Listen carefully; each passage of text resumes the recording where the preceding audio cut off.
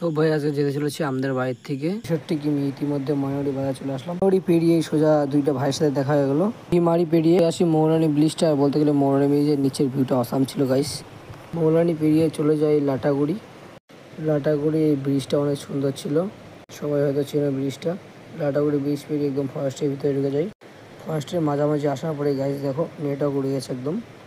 তো এখানে একটা মহাকাল মন্দির পরে আগেও এসেছিলাম আমি। তোমরা কে কে এসেছিলে এই মহাকাল মন্দিরে গাইস কমেন্ট করো।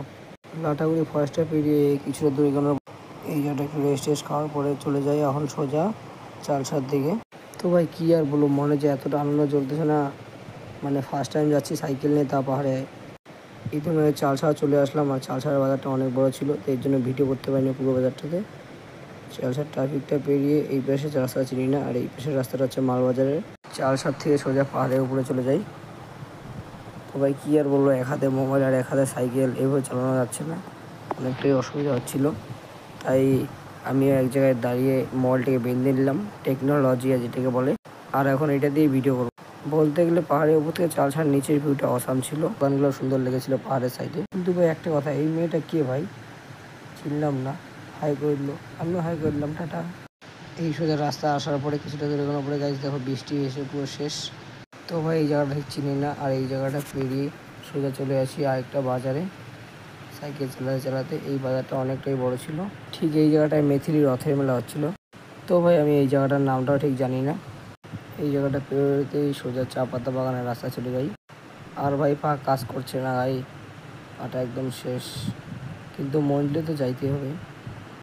আর ভাই তোমরা বলতে গেলে পাহাড়ে বর্ষার দিনে আসলে রেনকোট বা ছাতা নিয়ে আসবে, নাহলে আমাদের মধ্যে তোমাদের বিপদ হয়ে যাবে।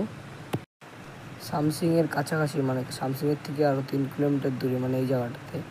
এই জায়গাটাতে আসার পরে আমরা একটু খাওয়া দাওয়া করে নিই, আর ঠিক এই জায়গাটাতে ভিজে শেষ হয়ে যায় বৃষ্টিতে দুজনে আমরা।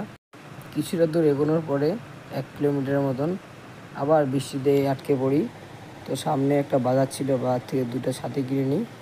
2টা ছাতি নিয়ে দুজনে আবার চলে যাই আমাদের মন্দিরের দিকে। দেখো গাইস এখনই বৃষ্টি পড়ছিল, এখনই আবার বৃষ্টি ভিনিশ হয়ে গেছে। তো ভাই ওই যে রাস্তা, ওই যে দেখো সিসি রোডটা, এই চলে এসেছি। আর এই জায়গায় কয়েকটা দাদা প্র্যাঙ্ক করছিল, তাই আমিও টাটা দিয়ে দিলাম। তো ভাই খুশিতে যে আমার মনটা মাতোয়ারা হয়েছে না, কি আর বলবো ভাই। তো দেখো ময়নাগুড়ি টু সামসিং সাইকেল নিয়ে। আর বলা চলে ভাই আমি তো লাইফে ফার্স্ট টাইম এসেছি না পাহাড়ে, এর আগে কোনো দিন আসিনি, তাও সাইকেল নিয়ে এসেছি ফার্স্ট টাইম। আর ময়নাগুড়ির থেকে এতটা দূরে এসেছি ভাই।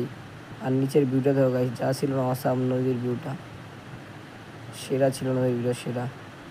তো ভাই ইতিমধ্যে ব্লগ শেষ করি, টাটা।